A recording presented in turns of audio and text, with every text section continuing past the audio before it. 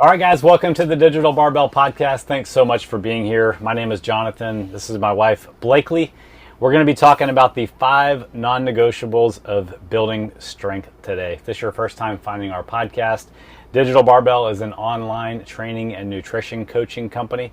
We're helping people all over the place get in great shape with the solid principles, the foundational principles of fitness through exercise and nutrition without all the nonsense that you get confused with out there, the unsustainable stuff. We're all about the basics around here. We're currently living, working, and traveling in our Airstream full time, which is why if you're watching this on YouTube, you're getting a view out our back window right here. But this is going to be a great topic. We are proudly sponsored today by ourselves. We're sponsoring this episode. It's not a coincidence that we're talking about this topic today because we're doing something we have never done before. We have a new program coming out specifically designed to help a beginner person, somebody who's new to this whole working out thing, get stronger. Or somebody who used to be in shape back in the day, they've fallen off track, let things slide, whatever, and they're having trouble getting back into it. They're a little bit overwhelmed. Where to start. Tell everybody what this strength program is going to be about. Yeah, this is going to be a 3-day-a-week strength program for beginners, like he said. It's going to be dumbbells only, so you're going to need dumbbells and some bands, and a bench is an optional piece of equipment or box, but you can get by with just the dumbbells and the bands. And the whole goal of this is just to build some pure strength. If you have, like he said, if you're a beginner, if you're brand new to strength training, or if you've just been out of the game for a while. And so today we're going to talk about why this is so important, and especially so important as we age. Yeah, why it's so important to keep and build strength. This program is going to be 3 days per week. We're also going to give you a customized step goal to help you get in some extra activity on top of the strength training workouts. The workouts are all designed to be done between 30 and 40 minutes. Yep. There's going to be clear instructions with video demos of one of the two of us showing you exactly what to do for each exercise. And you're going to get form checks where you can upload a video of one of your sets on week 1 and week 5, so we can personally make sure that you're moving well, you're getting the most out of the program. The program is going to start on September 2nd. Official registration will end on your birthday, August 31st. But we're putting this podcast out on Thursday, August 21st. There's going to be an email going out on Friday that's going to give people an opportunity to save $50 off the already crazy low price of this thing if they sign up this weekend. On Monday, that ends, and it's going to open for registration for the general public. So only our email list is going to sign up this weekend. The cost for the program is only $147 for all 8 weeks. I think we forgot to say it's an 8-week program. So like I said, the email list is going to get to do this whole program for only $97. I'll put a link, if you're not on our email list, I'll put a link to my email address in the description of this episode. I'll make sure you get that email on Friday. Right. And even if you miss it, it's still worth it at $147. And we're going to talk about why here in this episode. Yeah, and this program is just going to meet you exactly where you are, and it is not going to, like, if you've really never done any kind of strength programming before, or like I said, you've been out of the game for a long time, you are going to be able to absolutely do this. We've had, so many clients that just started from the bottom. Now we're here. They have, their pair of 5s and 8s and 10s dumbbells or something like that. And, you are able to start there, build strength. You're going to be amazed with how much stronger and just how much better you feel moving throughout your life, doing regular things. And that is hands down the biggest compliment we hear from clients over and over again, is just they were nervous to start, they did it, and I cannot believe how good they feel on the other side, and how much more able they feel throughout life. Bringing in groceries, swinging kids around in the yard, just all the demands of daily life you need strength for. And that's exactly what this program is designed to do. And I know a lot of people have found us through our Airstream content. Yeah. And the strength that you can gain from a program like this translates over so well to all the things you have to do in the setup and the breakdown process of moving your camper from site to site. I can't imagine doing some of the things I have to do, especially with the hitch, if I didn't have some sort of foundation of strength. So. Yeah, I mean, whether you're doing inside setup or outside setup in your camper, whether you're just getting in and out. I mean, most campers have two to 4 steps to get in them, moving basically you're moving every, like, however often you move your camper, you're moving every couple days, every couple weeks, every couple months. You've got to like schlep everything you own in and out of like spaces, and you just need some basic strength. And after owning a gym for many, many years, like a CrossFit gym where people worked out in person, the biggest thing that I think that people would say about my gym was that, like, I was a stickler for form. Yeah. And that has carried over into this online coaching world. So that's why that form check on week 1 and week 5 is going to come in, because I'm going to make sure that you're not only moving well, but also moving around with equipment well. Like making sure that you know how to pick up dumbbells, and move them around safely. And that itself translates to just like whether you're picking up, your plants and moving them around, whether you're picking up a kid or you're picking up a dog food, mulch or whatever. And it really does help you like stay safe in the world. Yes. So I hope we made the case, and we're going to really make the case in this episode. Yeah. And sidebar, you got to wake that dog up right there because she is snoring so loud. You can hear it. They love us. All right, let's get right into this. The 5 non-negotiables of building strength. All right, why do we build strength? Yeah, what's the point? Like, why do we want to be strong? There's a lot of different reasons. I think one of the obvious ones is that, or maybe it's not obvious, I don't know, maybe I have the curse of knowledge, but having more muscle on your body means you're going to be stronger. And having more muscle on your body also means you're going to burn more calories than a person who's just carrying more body fat. That tissue on your body, muscle, is described as being more metabolically active than body fat. It uses more calories just to stay alive on your body than the fat that hangs around on our stomach. That stuff just sits there, doesn't burn any calories. The average person who lifts weights regularly has about a 10 to 15% higher resting metabolic rate than somebody who doesn't lift weights regularly. That means if they were to even just lay in the bed all day, they're going to burn more calories keeping that muscle alive than somebody who doesn't have that muscle or doesn't lift weights. Now, why does that matter? Well, I don't know about you, but I enjoy eating food. So having more muscle mass on my body means that I'm able to eat 200, 400 maybe calories extra per day, enjoy that food, use it for energy without gaining weight, because the muscle on my body that I've gained through strength training is just burning off those calories. The same person who doesn't have muscle eats an extra 200-400 calories. That's what causes their body weight to increase over time. We all tend to eat a little bit more over time, especially if we get in the habit of going out to restaurants and all that kind of stuff. So having muscle is a great defense against a slowing metabolism. It keeps it really ramping. Also, we have a natural tendency as we get older just to lose muscle. It's called sarcopenia. It's the natural decline of muscle mass over time. And this is the thing that lands you in a nursing home. This is the thing that makes your hip break when you trip and fall in your 60s or in your 70s.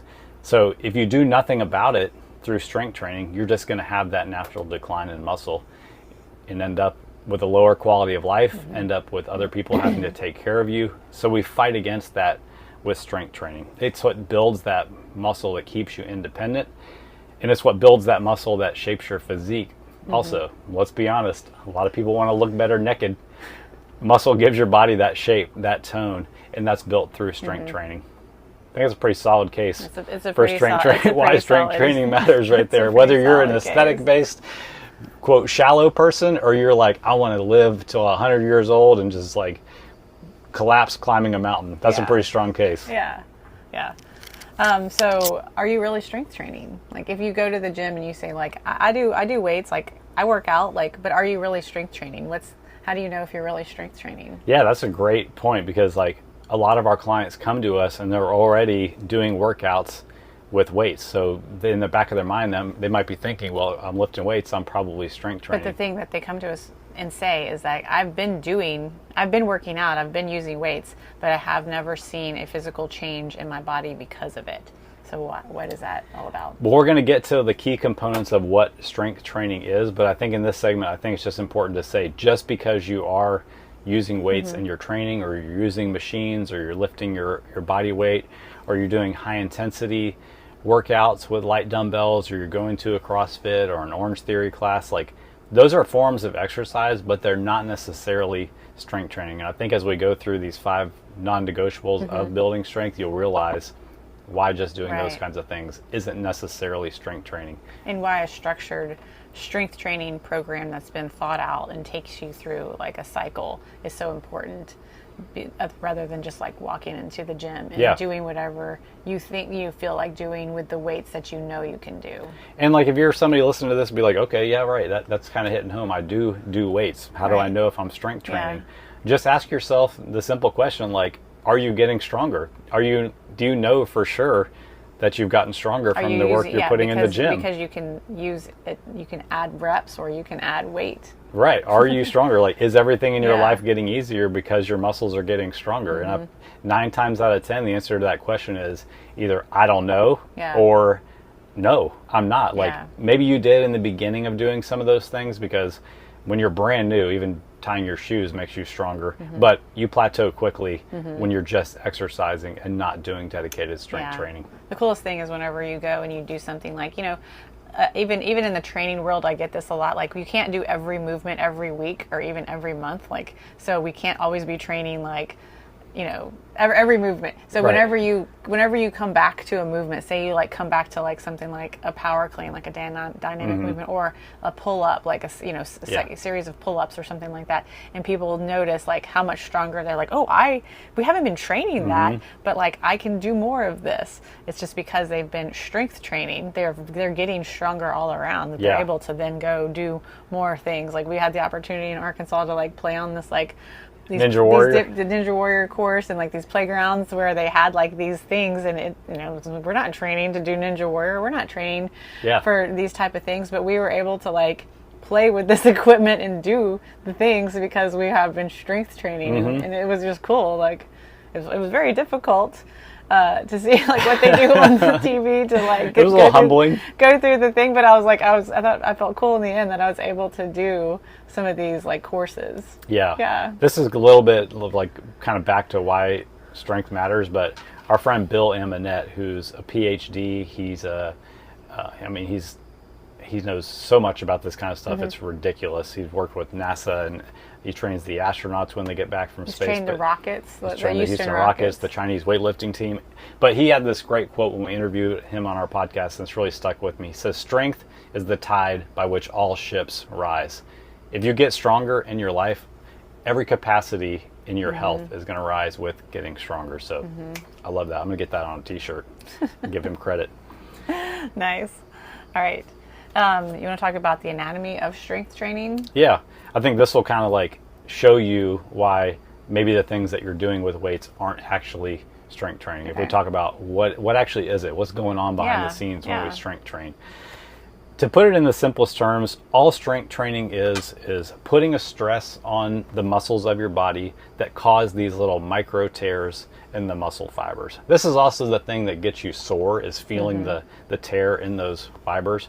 But what happens after that, those micro tears happen, is you're stimulating this process called muscle protein synthesis. You don't need to know what that is. Just know that it's this process that goes on in your muscle fibers that makes you more sensitive to the protein that you eat in your food. You're hyper responsive to eating protein. And why does that matter? Well, because the amino acids in the protein in the food that you eat comes in and repairs the damage to the muscles, making those fibers thicker and stronger. And you can repeat this process indefinitely for the rest of your life. And the reason that's exciting is because that's what leads to the adaptation of getting stronger. It's this cycle that you take your body through. The stress is what you do in the gym. The recovery is what you do with your nutrition and your sleep. And then the adaptation is the process of the muscle fibers getting ready for that challenge again and overcompensating in case you give it a harder challenge the next time. Yeah. That's an exciting process if you think about it. So stress, recovery, adaptation. That's the process through which strength training makes your muscles bigger and stronger. And that adaptation is the key to why just like going into the gym, doing the same, routine every day, every week, every month with the same weights, with the same reps won't work for a long time, is because your body quickly will adapt to that stress that you're putting on it, and it will no longer benefit you. It will be like expecting to continue to get better at learning a language if you only practice the same 12 words over and over again. Yeah. I don't mean that in the way like you need to keep introducing a ton of new exercises into your program, but you need to make the challenge of the program harder to continue to get that forward adaptation of strength. Also, as you do strength-based exercises in the gym, your central nervous system is working behind the scenes, teaching your muscles how to get better at the actual movement pattern and teaching the individual muscle fibers of your muscles how to recruit more of these things called motor units. So you're actually getting more out of each exercise and building strength better as you practice the movement. This is one of the main reasons that doing a more random class where there's like you're doing a new kind of exercise or some kind of novel thing every other day, you're not getting better at recruiting motor units. There's probably also not like a heavy enough load to cause you to get stronger, or you adapted to it really, really quickly, but you're not getting the benefit of your CNS learning how to recruit more motor units and helping you get stronger. So if you think about, all right, well, what do I do for my workouts?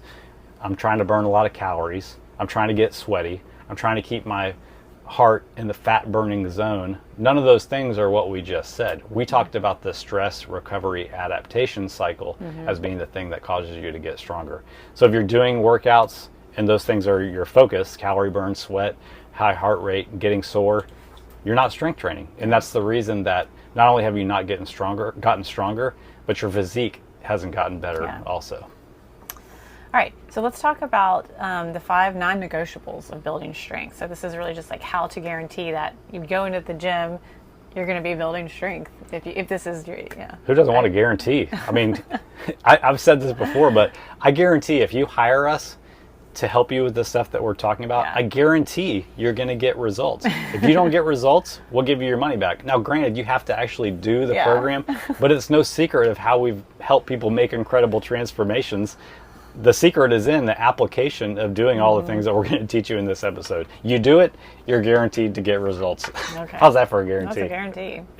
All right, the first non-negotiable, and you probably heard this term a lot, is progressive overload. Yeah, so in simplest terms, I mean, there's entire podcast episodes explaining progressive overload because there are different levels to it. But in the most basic terms, all it means is in that stress recovery adaptation cycle, the stress has to gradually increase over time to continue to get the adaptation.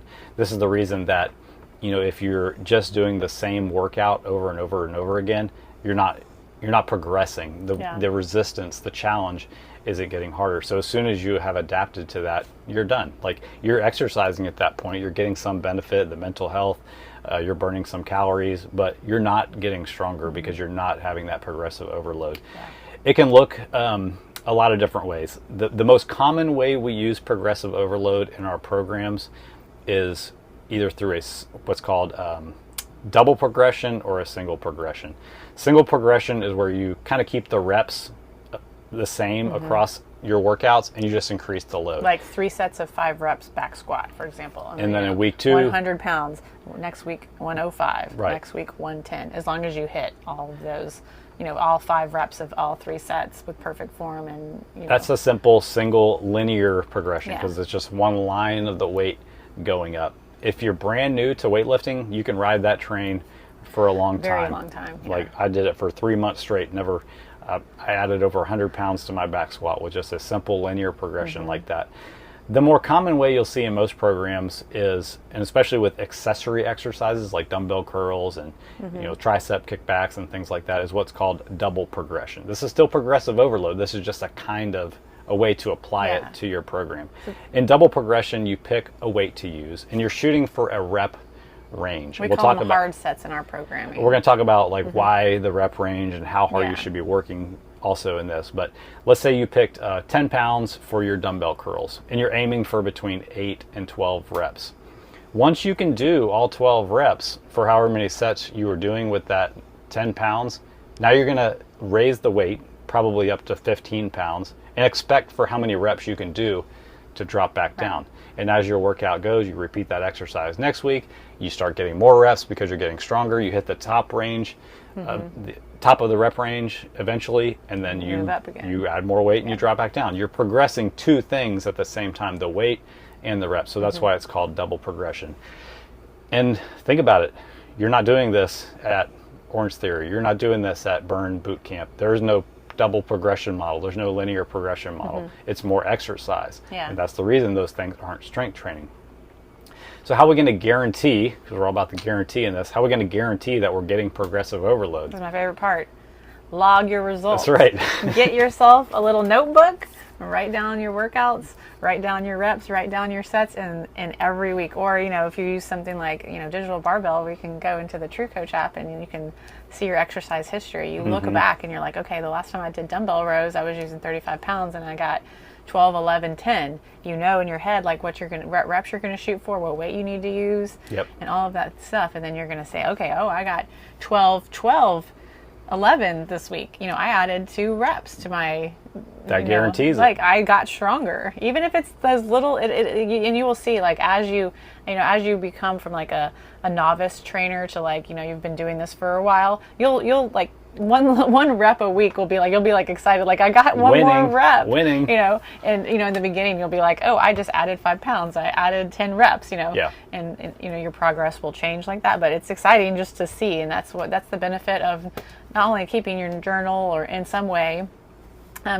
Keeping track of what you're doing, but it allows you to like know what to do, but it also allows you to see see your progress.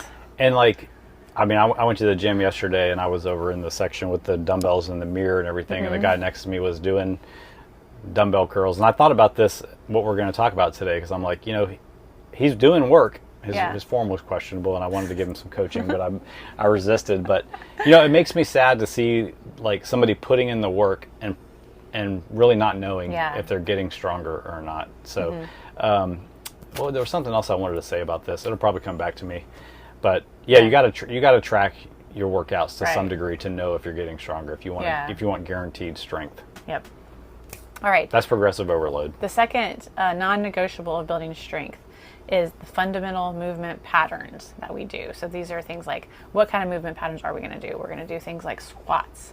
We're going to do things like hinges, like a deadlift or an RDL. We're going to do pressing. We're going to do pulling.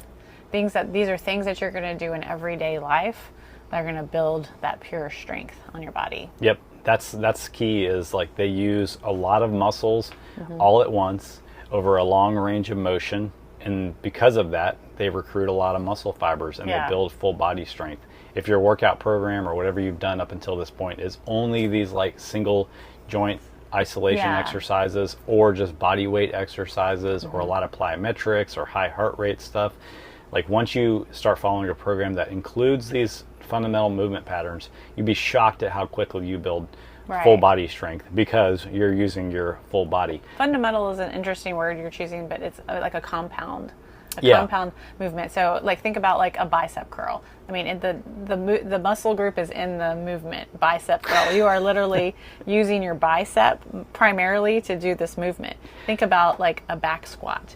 You're going to be using so many more muscles and groups of muscles to do this movement. Like same thing with a deadlift, same thing with a strict press, same thing with a bench press. Like with a bench press, you're going to involve your chest, you're going to involve your, shoulders, you're going to involve your triceps. Oh yeah, your core, everything. As opposed to the, like a single group isolation exercise, like a tricep extension, and again the muscle is in the I never thought about it movement. Like that. A glute bridge, a calf raise. That's funny. That's interesting.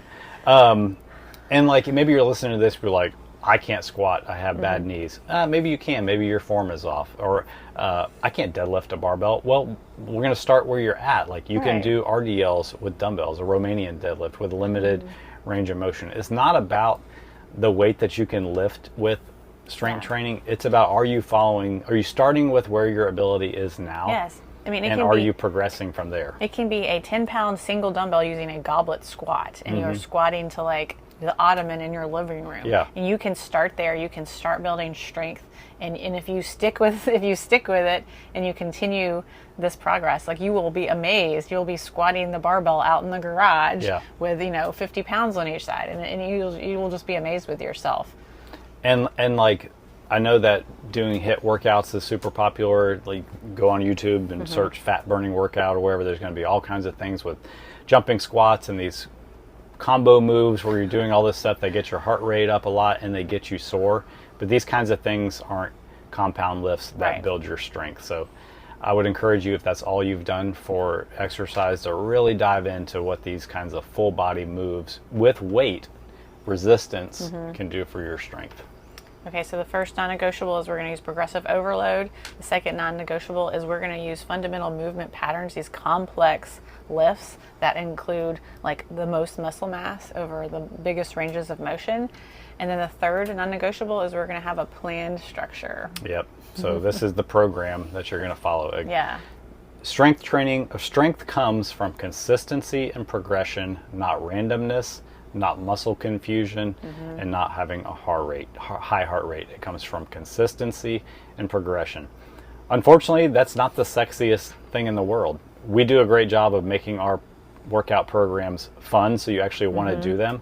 But if you're just looking for something new and exciting, or a way to get sweaty all the time, that's not a structured plan. Like any new coach can design a workout that's going to make you incredibly sore, tired, and sweaty, grumpy. But and potentially grumpy. But it takes experience to know a plan structure to take somebody through. One where you're hitting each muscle group of your body about 3 times per week, not just like only destroying one part of your body one day a week and then doing it again the next week and doing it. No, you can make much more strength progress by giving your muscle groups love throughout the week, letting them recover between those sessions. Hello, strength recovery adaptation cycle, in the right rep ranges that cause you to get stronger. And that's where this balance of like using these compound lifts with the single accessory movements really the magic happens. Like think about like the bench press that I talked about. You know, you're like, oh, that's the chest exercise, but you're also hitting your triceps, and then later in the week you're going to do those single tricep extensions, you know, and then later in the week you're going to do something like some push-ups or something. And so through that you're going to hit the triceps multiple times throughout the week. You're not even really going to know all the ways that you're hitting your triceps. That's a good point.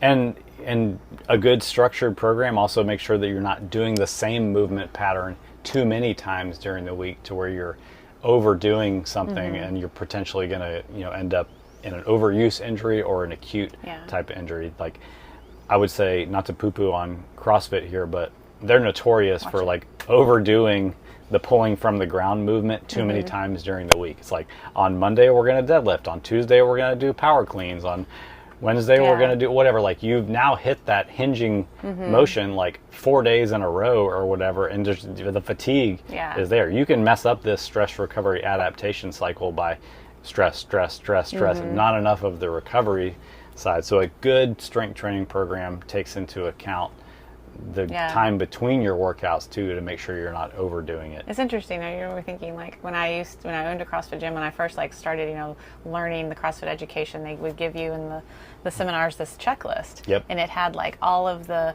movements that they want you to hit, you know, throughout like a 10-day process. And so, you know, they did things like wall ball, thrusters, you know, things like that. And then like it would, you know, also have like the monostructural movements. Did you hit enough monostructural movements? How much running did you hit? How much rowing?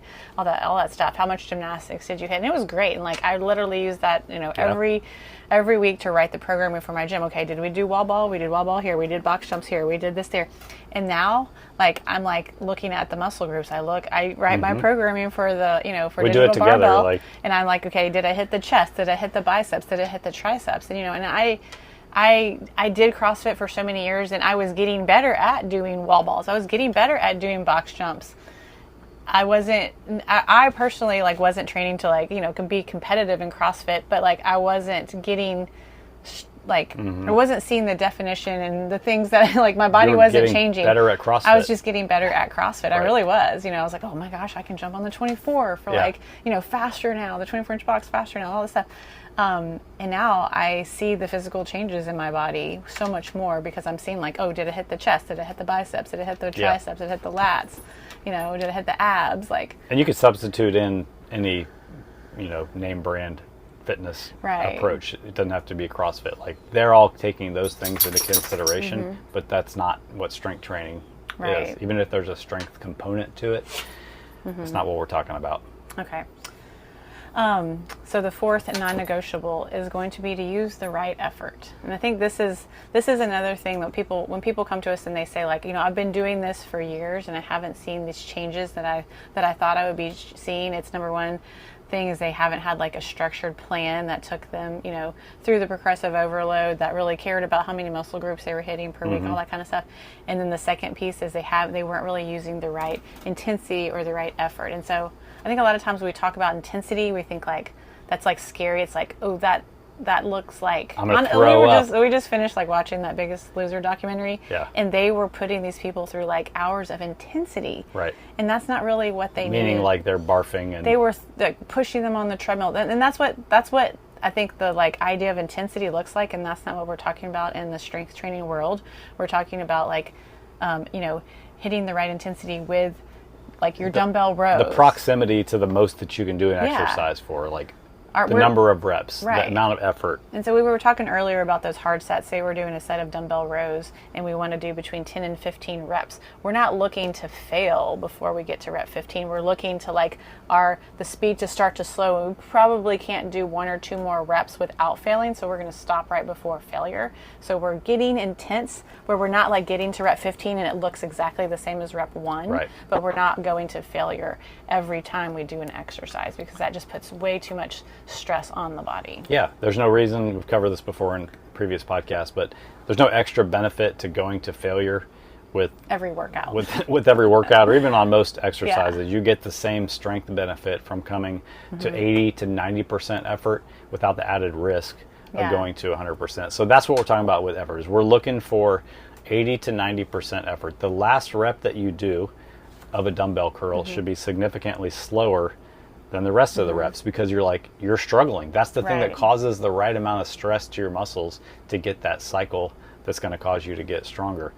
So if you're not going to hire us, you can do this on your own. Video yourself and look, like, where did I stop that set and why? Was it just because I hit an arbitrary number of reps? Did I get to 10 and I stopped? You're not strength training. You're exercising, but you're not strength training. You've already plateaued to doing 10 reps. We're talking about the effort required. And this is how you can decide what weights to use too. If you picked up a 10-pound dumbbell and you could do 25 reps with that weight, it's too easy. We were aiming for 8 to 12 in our example, or whatever. So we need to pick a weight that gets us to that 80-90% effort level within the rep range that we're aiming for. If you can do, let's say you're doing a HIIT class and you're using 5-pound dumbbell for a goblet squat or whatever, and you could have done, and you do a set of 30 reps for your strength training on goblet squats, you're no longer training strength. You're training your ability to do a lot of squats, build the endurance of your muscle. And if you're a cyclist and you need to do 1,000 reps with your legs on the bike, great, but that's not the same as strength training. I don't know about you, but I don't really care to get better at doing high rep overhead presses or high rep rows. I want to build muscle and strength, so I need to pick the right weight, aim for the right rep ranges that target strength and not just muscular endurance. And that comes down to picking the right effort. Yeah, and picking the right program. That being said, like, I'm thinking about this 3-day strength program for beginners I'm going to write. So there's going to be like within the weeks, like, the first day of the week we're going to hit, because I'm going to go through like full body movements with all these people, because it's like, you're a beginner, you can basically hit, everything every day and make a lot of progress. So, the first day of the week we're going to work on that strength. So we're going to have like lower reps for each set. And then in the middle of the week we're probably going to work on more hypertrophy work. So we might do a little bit different movements for that same muscle group, but do a little bit of higher reps, and kind of go through that cycle. And by the end of the week, like maybe more circuits where we're blending, like, okay, you're going to do like a floor press with a dumbbell, like a bent over row, and you're going to have more circuits, and then we're going to repeat that process. So what we were talking before, how to know the right effort is, video, like you said, videoing yourself. And that's why we want to see our clients move, to not only make sure they're moving effectively, but to make sure they're using the right weights, because we can tell if rep 1 is the same as rep 12 and then you just stopped there. We're like, okay, let's add some weight. I can tell that's way too easy for you. Like dumbbell rows is the biggest thing for our clients that I see. They it's a movement maybe you haven't ever done before, so you're picking up like a 10 or 15 pound weight, and you're pulling it like this, like you're starting a lawnmower and your arms going really high, and Careful, you're gonna hit the window. I'm like, okay, you can triple that weight, and that will be the right intensity for you. It's exciting to tell somebody they're way stronger than they think they are, and they can do more than they think they can. Okay, and so the last non-negotiable for building strength is going to be your recovery. Yeah, you can't just pound yourself with exercise or even structured strength training and expect to get stronger if you're not balancing out the equation with the right amount of recovery. And the biggest two needle movers when it comes to recovery, we can call it three. Sleep, hard to get sometimes, but it is super important. That's when your body releases the hormones that cause you to build muscle. Can't short it. Put your phones down, go to bed, folks. I know it's tempting to scroll. And then the other thing is your nutrition, and specifically with nutrition is how much protein are you eating and how many carbs are you eating. And you're probably thinking, oh, carbs, yeah, he doesn't want us to eat carbs so that we look ripped as we build strength. No. I want you to eat carbs. We want you to eat carbs because strength training is fueled by the stored carbs in your muscles and in your liver called glycogen. This is why a ketogenic, a carnivore diet, a low-carb diet in general is counterproductive to a strength training program. Those carbs get converted into this glycogen, and it's the preferred fuel source for short, intense forms of exercise. Longer duration bouts of cardio are more preferentially fueled by fat and oxygen, and carbs are what fuel what we're trying to do with this training. So I want you to eat as many nutritious carbs as you can without it leading to weight gain, simply because of the calories in the carbs. But if you're currently restricting carbs as a way to like improve your physique and you're trying to work out with weights, wait till you start eating some carbs and see the way that you feel. You're going to love it. And then as far as the amount of protein, it just comes down to giving your body the amino acids that we talked about in the very beginning. We're going to fuel the repair of the muscle damage that you're having. When you own the gym, like the people who would come in and just continually complain about being sore, well, when we dug into their nutrition, a lot of them were eating a very low protein diet, not on purpose, just like by habit, because the standard American diet typically doesn't have a lot of protein. So if you increase your protein, you should not only expect better muscle gains, but less soreness also. And then the last thing with recovery is just having rest days. I don't think our target audience is training 7 days a week, but rest is part of your training because it is an integral part of that stress recovery adaptation cycle. All right, let's just say the 5 things again that are the non-negotiables. Number 1, progressive overload. This is probably the missing piece for 99% of people. Number 2, doing fundamental movement patterns that are compound lifts that take your body through a long range of motion with resistance. These are squats, deadlifts, presses, things like that, rows. Number 3 is having a planned structure, investing in someone or something that has thought through this to make sure that you're going to be able to take advantage of all of these 5 things. Number 4 is having the right effort, not just going through the motions, not checking the box. Some days you will, but 99% of the time putting in the right effort. This is huge, huge. And number 5, balancing all this work that you're doing out by recovering hard also so you can get stronger. Again, if you want to take the guesswork out of this, join this 8-week beginner strength program. Promise you, you're going to love it. Promise you, you're going to love the feedback from us. If you're not on the email list, jump on that link in the description so you can potentially save $50 off the already low price of $147. It starts on September 2nd. Last day to register for everybody will be August 31st. And there'll be a sales page also that explains exactly the equipment and the program also. So we'll put a link to that too. I was just going to add a little PS to this whole thing. Like we our 3-tiered approach to training is strength, bodybuilding, and CrossFit, and combining CrossFit style training and combining these 3 pieces in the right doses for just like overall strength and fitness. That still holds true. And the reason that we're doing this 3-day beginner strength program is because we do think that there is something to just like, if you're a beginner or if you're like, if it's been a while, just to start building some pure strength before you start mixing in the more intense, conditioning pieces. Yeah, it can be less intimidating. It's a great way to start. You're going to get some quick wins right off the bat. And if you're thinking like, oh, I'm not strong, like I have weight to lose, I can't do this. No. It doesn't matter if you have 50 pounds to lose. You need to start strength training. It doesn't matter if, picking up a can of soup is hard for you right now. You need to start strength training. It doesn't matter if you were in great shape before and it's been 5 years since you were in the gym. You need to start now for all the reasons that we laid out in the beginning of why it's Yeah. worth it to start. So if you have any questions about the program or you want to talk to one of us, just shoot us a message on Instagram or send one of us an email. It's just jonathan@digitalbarbell.com or blakley@digitalbarbell.com, BLAKLEY, and we'll get back to you soon. Hope you guys enjoyed this episode. Thanks so much for following along, and have a great rest of your day.